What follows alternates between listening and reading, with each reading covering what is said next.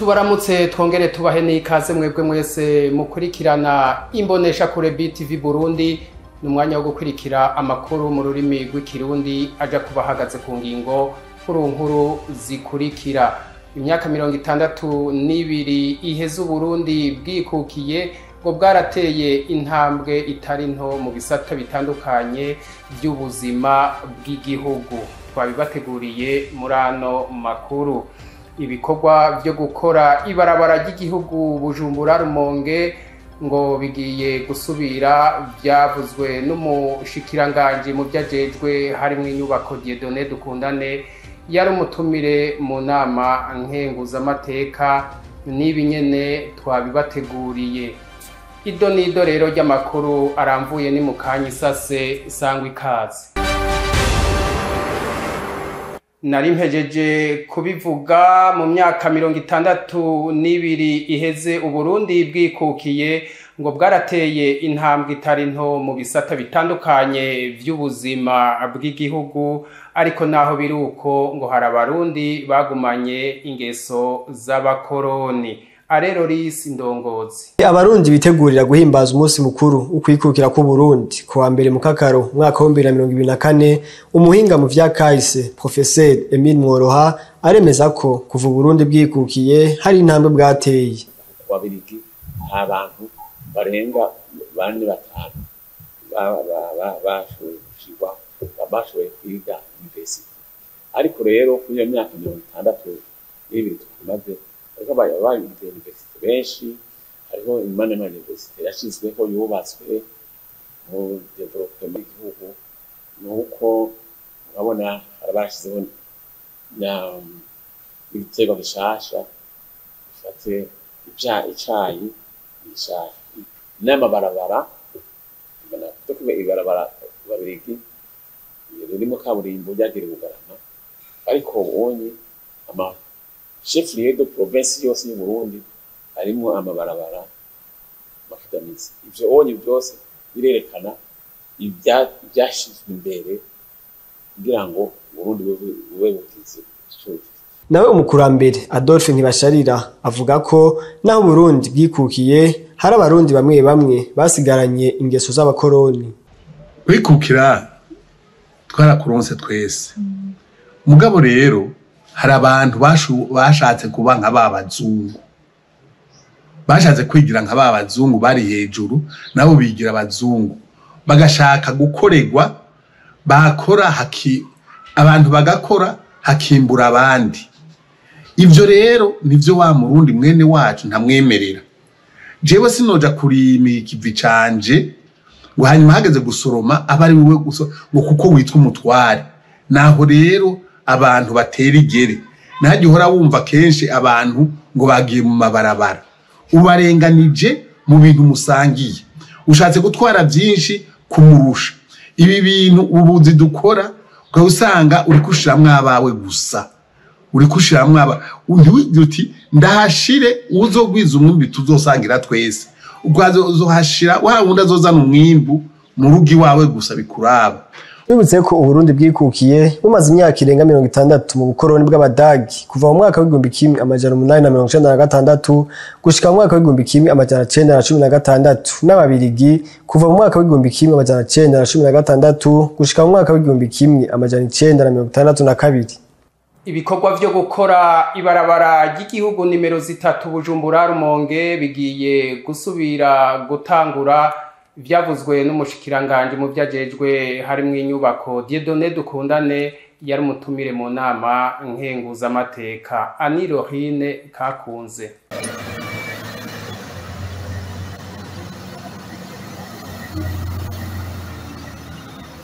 Iduga ry'amazi y'ikiyaga Tanganyika ni imwe mu ntambamye zatumye ibikorwa byo gukora ibarabara ry'igihugu nimero 3 bihagarara nk'uko bishikirizwa n'umushikiranganje mu vyo ajejwe harimo inyubako za leta Dieudonné Dukundane mu nama yahuza abakenguza amateka n'abashikiranganje n'izindi nzego za leta. Tangura kubona ikiyaga Tanganyika citwaye ko tutaziga, bisabwa rero yuko dusubira kwiyumvira ingene ryo kubakwa rigakomezwa.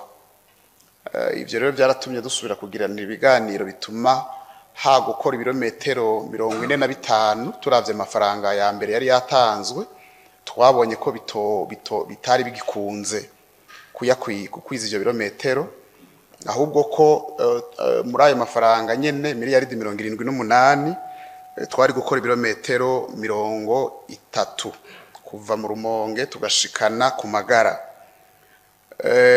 Ivyo rero tumaze kubibona uko twaciye dusaba muri leta yuko botwongerereza amafaranga gana miliyaridi 18 kugira ngo ijya societe yari kirubaka rijya barabara ishobore kurishikana ku Magara. Dieudonné Dukundane arahumuriza abenegihugu ko ivyo bikorwa bigiye kubandanya. Ibintu rero naho bihagaze turizeye yuko bariko barisuganya kugira ngo basubire ku kivi tubanze dutange raporo ya mbere twanse gupoperanya ibintu kuko duciye twunganisha ngo shiramwe no ku Magara shiramwe gushika no mu Gitaza hakirimo kaga hiki kakantu gahaze twavuye dusanga rijya barabara ritwaye hafi miliyaridi 200 coba igitangaza byo tugoye cyane gusigura. Rero twaremesha bene gihugu icatumye bihagarika kwari kugira duhagararire inyungu z'igihugu n'inyungu zabo. Mwumenya ko ibirometero vyemeranijwe n'ubwo bushikiranganje nishira hamwe Sojeya Satome ryahawe isoko ngo rikore iryo barabara ari ibirometero 200 ni kuvuga kuva mu Rumonge rigashika mu Minago bivanye n'uburyo bwatanzwe.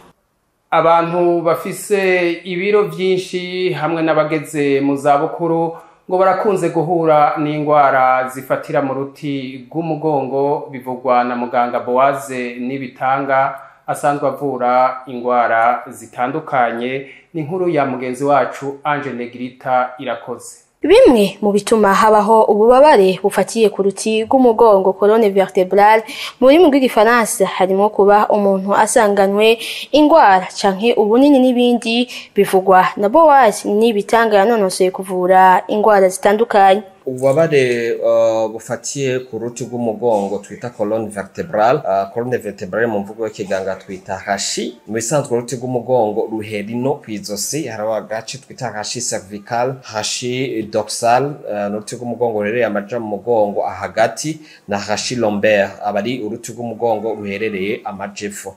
Rero ububabare bufatiye mu ruti rw'umugongo ruterwa na byinshi. Icambere dukunze kubona bitera ico kibazo ku bantu ni kumara umwanya muremure muri position imwe.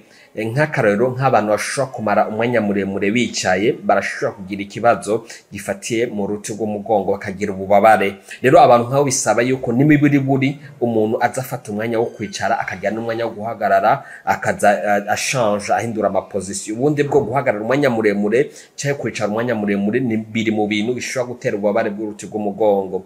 Ikindi kintu ni ibiro vyinshi. Abantu bafite ibiro vyinshi na cyane birengeye uburebure bwabo. Iyo ni kategori y'abantu bagira ico kibazo gifatiye mu ruti bubabare bw'umuti rw'umugongo bivanye n'ibiro basanzwe bafise.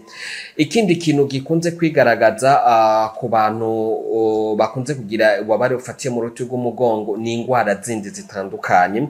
Harabaho ingwara zishobora gufata uruti rw'umugongo nk'akarero haraho ivyo twita hernie discale. Uruti rw'umugongo rugira utugufa tugenda tugerekanye ko tuta ma disque vertèbre. Rero haragiye umuntu ashobora ivyo twita hernie discale ni ingwara ifatiye muri utwo tugufa tugize uruti rw'umugongo hama bigatuma umuntu ashobora kugira ububabare bufatiye mu ruti rw'umugongo cyangwa akagira ibindi twita ingwara twita discopathie dégénérative. Amagufa agize uruti rw'umugongo agenda atakaza ubukomezi ku buryo akagira ububabare. Kenshi tukunze kubisanga ku bantu bageze mu zabukuru. Uwo muganga akamenyesha ko hari ingaruka mbi zishobora kuba ku muntu afise ubwo bubabare agahamagarira ufise ubwo burwayi kwitura abaganga hakiri kare. Iyo colonne vertébrale imaze kuba atake imaze gukorwako nimvo imwe muri zo twagiye tuvuga. Icambere urashobora kugira malformation ya colonne vertébrale. Icambere ko iyo umuntu ariko ababara acashaka kwigwanira usanga ahengamye gato kugira ngo kwako yumva ubabari. Ivyo bigaca bituma ya colonne vertébrale ihengama agira ubumuga buvanye na bwabo bari yagendanye igihe kirekire ko acamera nk'uwifasha yunama iyo ni malformation ni ingaruka imwe bishobora gutera ico kibazo kivuye kuri ubwo bubabare bw'uruti rw'umugongo. Iyindi ngaruka yoba ihari ku bantu bashobora kuba bafise ico kibazo c'uruti rw'umugongo donc ni absence de travail kuko igihe cyose ufise ubwo bubabare nta kintu na kimwe ukora. Rero ivyo vyose bishobora gushikira umuntu akiyumvira mbe vyo vyatewe n'ikihe muri ivyo aba ari vyiza ko umuntu yoca yihutira kwa muganga. Ego ko ingwara z'uruti rw'umugongo ni ingwara zituma umuntu yamana ikibazo c'ububabare budahera usanga yama ku miti y'ububabare mugabo mu gihe umuntu yivuje hakiri kare tukabona ikiriko kibitera umuntu aravugwa kandi bigahera. Rero no hamagarira abantu mu gihe cyose yumvisemwo ubwo bubabare ko yo kwihutira kwa muganga no gufasha abantu kandi kwigerageza kugabanya ibiro. Mwomenya ko umushinga ntahe agwaye uruti rw'umugongo iyo akoze amabanga mpuzabitsina aba ariko yongereza ububabare gusumba ubwo yari afise. Ihiganwa mpuzamakungu Volley Beach ngo rigiye gusubira gutangura kubera mu gihugu c'u Burundi, nayo kubona ishirahamwe ry'umupira w'amaboko basketball muri Afrika ryaremeye ko Uburundi buzoriha amande ku bice bitandukanye ngo bizogira akarusho. Ni inkuru ya mugenzi wacu Jules Verne Nakimana. Ihiganwa mpuzamakungu rya Volley Beach rigiye gusubira kubera mu gihugu c'u Burundi kubera amagenekerezo ya 11 gushika ku rya 14 Nyakanga mwaka 2024 nkuko bishikirizwa na Serge Ntakavura arongoye ishirahamwe ry'umupira w'amaboko volleyball mu Burundi, akavuga ko ryongeye kubera mu Burundi kuko iriheruka ryagenze neza. World Pro Tour Events Beach Volleyball ni kuvuga iri mu bice bine. Twebwe gushika ubu nk'irya yabereye ngaha hanyuma mu mwaka uheze n'uyu mwaka niyo basubiye kudusaba ngo dutunganye ko zirya zindi usanga begzija amaprix abatsinze manini 100,000-300,000 by'amadolari. Rero tuve muri Federation Internationale baradusaba bati mu Burundi nibyo twarabonye umucanga ni mwiza, umuyaga ni mwiza, ifungwa ni ryiza, mwakira neza, organisation imeze neza, tumugabo kubera yuko tutobaremereza subira mubanze muwe mu hostinga iyo competition ya Pro Tour event. Niyo rero izoba ibihugu bizoza byose hamwe ni ibihugu 36.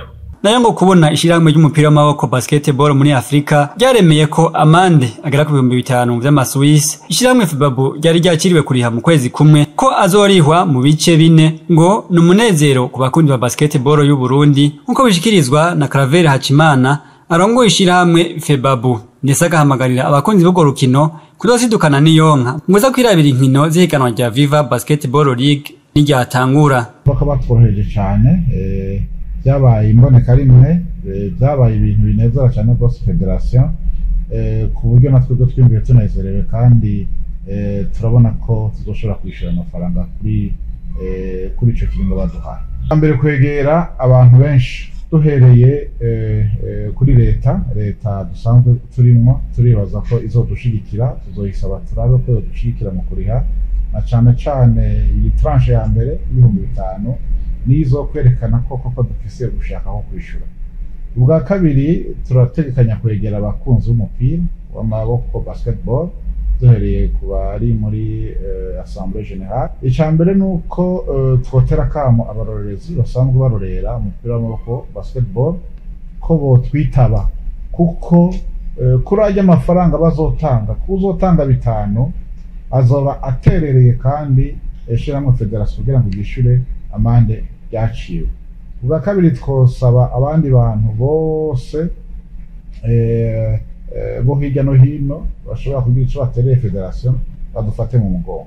Inkino za Viva Basketball League VBL zikazotangura kuri uyu wa gatandatu igenekerezo rya 6 mu Kakaro kibuga ca Departement. Imbere yo kurangiza ano makuru yacu tubanze dukubitire gato aho hanze y'igihugu turabe ayavugwa mu yandi makungu twateguriwe na mugenzi wacu Nathan Ntunzwe n'Imana. Abaganga b'imiyabaga bazindukiye mu myerekano yo kwiyamiriza iduzwa ry'amahera. Ishirahamwe ry'abaganga bo mu Bwongereza rimenyesha ko risaba ko borushiriza kuriha amafaranga y'ubuvuzi hanze y'ibitaro St Thomas. Mu myerekano y'ugwaruka rw'abaganga ku itariki ya 27 z'ukwezi kwa gatandatu mwaka 2024 i Londres. Ku munsi wa kane abaganga b'imiyabaga mu gisata ca leta mu Bwongereza bari gutangura imyerekano y'imisi 11 yo gusaba ko umushahara wo kwiyongera, bakaba babwira leta izotangura gukora mu ndwi imwe imbere y'amatora rusangi yo ku itariki 4 z'ukwezi kw'indwi. Ishirahamwe ry'abaganga bo mu Bwongereza BMA ryamenyesheje ko rishobora guhamagagwa hagati mu myiyamamazo y'amatora mu gihe ubutegetsi bwa Rishi Sunak bari byiyemeje kuduza imishahara y'abaganga bakaba bashika kuri 70,000 mu Bwongereza. Yavuze kandi ko mu gihe ibiganiro n'umukuru w'igihugu bidashobora gutera imbere mu bihe biciye, umuhari wa 11 w'abaganga b'imiyabaga bagereranywa nabo mu gihugu c'Ubufaransa bongeye kwerekana ikibazo c'amagara y'abantu. Kimwe mu bibazo bikomeye vy'ayo matora, abaganga b'imiyabaga bagize hafi igice c'abaganga bo mu Bwongereza batanguye igikorwa cabo mu kiringo kirenga umwaka n'igice. Dutandukire yavugwa muri Kenya. Umunsi mushasha w'imyerekano yo kwiyamiriza leta, umukuru w'igihugu William Ruto yamenyesheje ko atazohagarika itegeko ryo kongereza amakori, ariko abanyakenya ntibanyuzwe. Baratunganije rero umunsi mushasha w'imyerekano. Abanyakenya batanguye kwerekana ko igice kimwe c'uwo mugambi itahagaritswe kandi amakori mashasha akaba yashizweho. Ivyo rero ngo vyaciye bishika ku makoraniro y'inama nshingamateka n'inama nkenguzamateka. Zimwe mu nyubakwa zafashwe n'umuriro kubera ko zafatwa n'amasasu menshi mu gihe abantu bari mu myerekano bashaka kuzinjiramo, nk'uko bivugwa n'urwego rujejwe agateka kazina muntu muri Kenya. Abantu 22 barimwo 19 ku mugwa mukuru wa Nairobi, abarenga 300 barakomeretse. Perezida Ruto yahavuye atanga ku munsi wa gatatu ko adahagaritse ingingo yafashwe, avuga ko yifuza ko haba inama n'ugwaruka. Nino ngaha rero duciye turangiriza ano makuru twari twabateguriye. Tubakengurukire mwebwe mwese mwashoboye kuyakurikirana